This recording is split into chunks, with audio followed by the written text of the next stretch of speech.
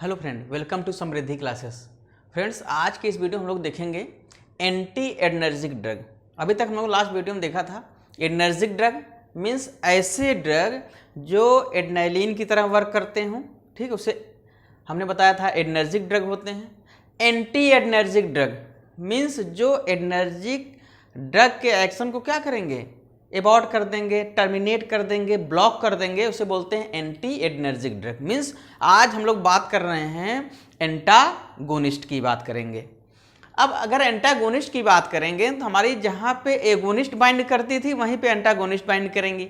हमने बताया था कि एडर्जिक ड्रग अल्फा और बीटा रिसेप्टर बाइंड करती हैं, तो स्वाभाविक सी बात है कि जो एंटागोनिस्ट होंगी वो भी अल्फा और बीटा रिसेप्टर बाइंड करेंगी। तो आज की इस वीडियो में हम लोग केवल एक रिसेप्टर लेके चल रहे हैं, वो है alpha receptors. Means alpha energic blocking agent, means body में जहां जहां पे अल्फा रिसेप्टर्स होंगे वहां वहां पे क्या करेगा, ये ब्लॉकिंग एक्शन शो करेगा।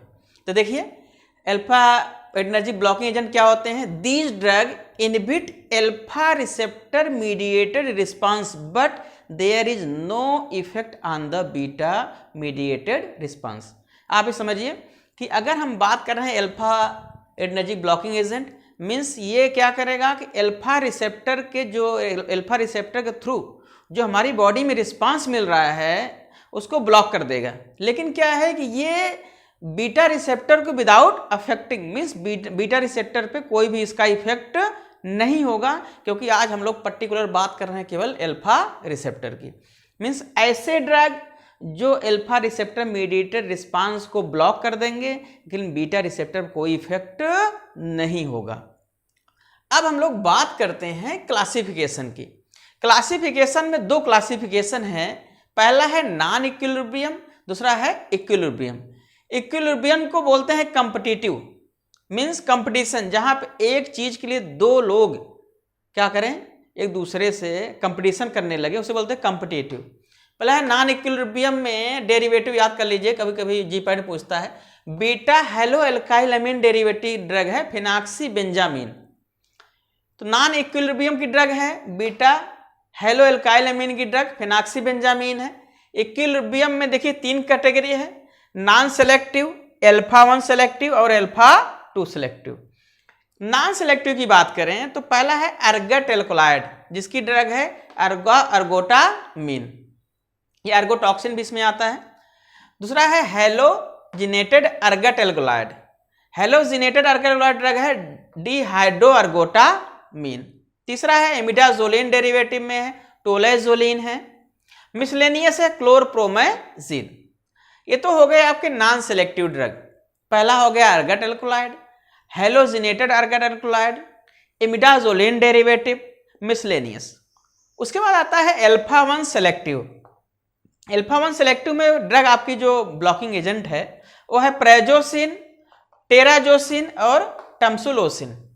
ये सब कौन सी हैं, आपकी अल्फा 1 सेलेक्टिव हैं कि अल्फा 1 रिसेप्टर पे ही ये ड्रग बाइंड करेंगी। अब दूसरा है अल्फा 2 सेलेक्टिव योम्बिन।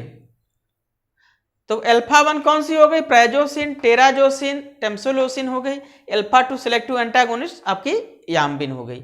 ये तो हो गई क्लासिफिकेशन अल्फा रिसेप्टर्स के थ्रू, जितनी ड्रगें आपको पढ़नी है।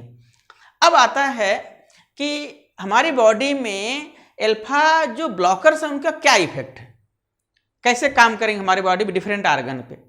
तो पहले चीज देखिए, यहाँ पे अगर हम हार्ट की बात करें तो पहला चीज देखिए blockade of the alpha receptor. आप ऐसे एरो बना लेंगे, आपको बहुत इजीली समझ में आ जाएगा, आपको ज़्यादा मेहनत नहीं करनी पड़ेगी। जितने मैटर्स हैं आपके सब ये केडी त्रिपाठी से ही है। देखिए blockade of alpha 1 receptor, alpha 1 receptor को ब्लॉक करेगा। जब अल्फा 1 रिसेप्टर को ब्लॉक करेगा टोटल पेरिफेरल रेजिस्टेंस कम हो जाएगा। टोटल पेरिफेरल रेजिस्टेंस देखिए कम हो गया। Pulling of blood vessels in capacitance vessels, तो जो ब्लड है वो क्या होती है, कैपेसिटेंस ब्लड होती है। जो लार्ज वेसल्स होती है उसे कैपेसिटेंस ब्लड वेसल्स बोलते हैं। तो हमारी जो ब्लड है वो किस में आ जाएगी, लार्ज ब्लड वेसल्स में आ जाएगी। जब लार्ज ब्लड वेसल्स आ जाएगी तो क्या होगा, कार्डियक आउटपुट कम हो जाएगा।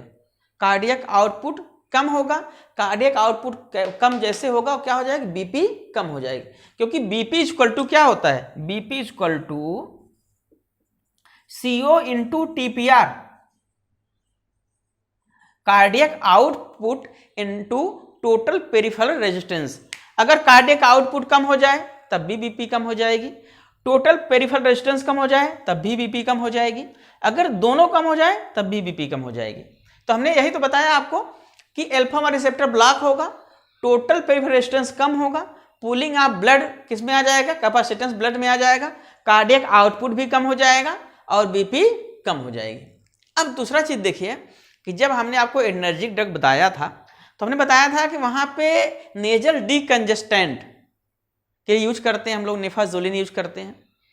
अब यहाँ पे हम लोग एंटागोनिस्ट दे रहे हैं, इसका मतलब है कि वहां पे आपका डीकंजेस्टेंट था तो यहाँ कंजेशन काज करेगा, इसे बोलते हैं nasal stiffness and miosis. Nasal stiffness and miosis क्यों काज कर रहा है, क्योंकि क्या करेंगे हम यहाँ पे दोनों जगह अल्फा रिसेप्टर्स प्रेजेंट है, उनको हम ब्लॉक कर दे रहे हैं। अल्फा रिसेप्टर्स आपके कहाँ प्रेजेंट है, हमने आपको मार्डियासिस मियासिस बताया था, एंटीकोलिनर्जिक में बताया था कि एक सर्कुलर मसल्स होती हैं, एक रेडियल मसल्स होती हैं।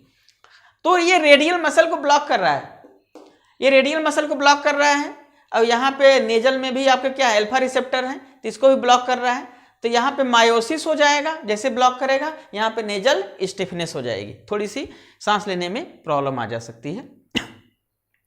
अब बात करते हैं इंटेस्टाइनल मोटिलिटी की।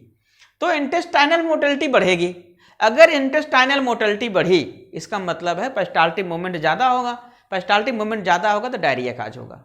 सीधा सीधा बात समझिए कि इंटेस्टाइनल मोटिलिटी बढ़ेगी, डायरिया हो जाएगा। अब बात करते हैं कि hypotension produced by beta alpha blocker. अब क्या है कि हाइपोटेंशन कंडीशन होगी, अगर क्यों होगी, क्योंकि हमने अल्फा रिसेप्टर को ब्लॉक कर दिया है। जब अल्फा रिसेप्टर ब्लॉक हो जाएगा तो रिड्यूस रीनल ब्लड फ्लो, यहाँ पे रीनल ब्लड फ्लो कम हो जाएगा। अगर रीनल ब्लड फ्लो कम हो गया, किडनी में ब्लड की सप्लाई कम हो जाती है तो ग्लोमेरुलस फिल्ट्रेशन रेट कम होगा।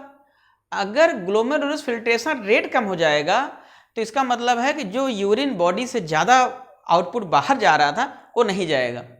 अगर नहीं जाएगा इसका मतलब है कि बॉडी में सोडियम आयन का रिटेंशन होगा, रिटेंशन मीन्स होता है डिपोजिशन, तो यहाँ पे क्या होगा, सोडियम आयन का रिटेंशन हो जाएगा। फिर दोबारा समझिए कि हाइपोटेंशन प्रोड्यूस हुआ, अल्फा ब्लॉकर होगा, यहाँ अल्फा रिसेप्टर ब्लॉक कर दिया, रीनल ब्लड फ्लो कम हो जाएगा, ग्लोमेरुलस फिल्ट्रेशन कम होगा, सोडियम का रिटेंशन हो जाएगा और यहाँ पे फ्लूइड का एक्यूमुलेशन हो जाए, इसे एडिमा बोलते हैं। अब एक ड्रग है आपकी फिनाक्सीबेंजामिन। फिनाक्सीबेंजामिन क्या है, ये हाईली रिएक्टिव इंटरमीडिएट कंपाउंड बनाता है बॉडी में, इसे बोलते हैं इथाइल इनिमिनियम। क्या होता है, ये रिसेप्टर से बाइंड करेगा, किससे, अल्फा रिसेप्टर। हमने बताया कि highly reactive intermediate ethyl iminium compound बनाता है, ये अल्फा रिसेप्टर्स बाइंड करेगा। अल्फा रिसेप्टर बाइंड करने के बाद ये क्या करता है, कोवैलेंट बॉन्ड बना लेता है, अल्फा रिसेप्टर से कोवैलेंट बॉन्ड बना लेगा। कोवैलेंट बॉन्ड बनाने के बाद क्या करता है, बॉडी में इफेक्ट शो करता है। तो आपको इतना याद रखना है कि ये कौन सा इंटरमीडिएट कंपाउंड बनाता है, कभी कभी जीपैट में पूछ सकता है कौन सा। अब अगला देखिए कि एक लाइन और आपको याद रखना है कि ergotoxin is a more potent alpha blocker. Ergotoxin is a more potent alpha blocker and less potent vasoconstrictor than ergotamine। दोबारा देखिए कि जो आपकी अर्गोटॉक्सिन है वो ज्यादा पोटेंट है अल्फा ब्लॉकर, लेकिन वैसोकॉन्स्ट्रिक्टर अर्गोटामिन से कम है। इसका मतलब अर्गोटामिन का जो वैसोकॉन्स्ट्रिक्टर इफेक्ट है वो ज्यादा है। अब अगला चीज देखिए वो है टोलेजोलिन। टोलेजोलिन हमने इसलिए लिखा है क्योंकि इसमें कंपाउंड पूछ सकता है किसका डेरिवेटिव है, तो आप ये देख लीजिए सीधे सीधे इमिडाजोलिन डेरिवेटिव्स है। इमिडाजोलिन कंपाउंड है, क्या करता है कि ये वैसोडाइलेशन काज करता है और हार्ट को स्टिमुलेट करता है। तो यहाँ पे बेसिकली आप याद रख लीजिए कि क्या करता है, टोलेजोलिन इमिडाजोलिन डेरिवेटिव है, वैसोडाइलेशन काज करता है और हार्ट को स्टिमुलेट करता है। ये तो होगा overall general effect of alpha blocker. तो हमने आज यहाँ पे डिस्कस किया अल्फा एनर्जी ब्लॉकिंग एजेंट क्या होता है, क्लासिफिकेशन क्या क्या होते हैं, जनरल इफेक्ट क्या होता है, और आपकी फिनाक्सीबेंजामिन कौन सा इंटरमीडिएट कंपाउंड बनाता है, और टोलेजोलिन किसका डेरिवेटिव है। तो हम लोग आज इसको समझ गए अल्फा ब्लॉकर। अब नेक्स्ट वीडियो हम लोग यहाँ पे अल्फा जो ब्लॉकर एजेंट हैं उनको यूज देखेंगे। तो यूज में हम आपको वहाँ पे बताएंगे, बीएचपी बताएंगे, सिल्डेनाफिल कैसे वर्क करता है, ये सब वहाँ पे हम लोग डिस्कस करेंगे। ठीक, इसको समझ लीजिए, पढ़ लीजिए एक बार, बहुत इजीली आपको समझ में आ जाएगी। ऑटोनॉमिक नर्वस सिस्टम, इतना कन्फ्यूजन नहीं होगा अगर आप पूरा वीडियो प्रॉपर देखते हैं। ठीक है, अगर कोई कन्फ्यूजन हो तो आप कमेंट बॉक्स में कर सकते हैं। Thank you.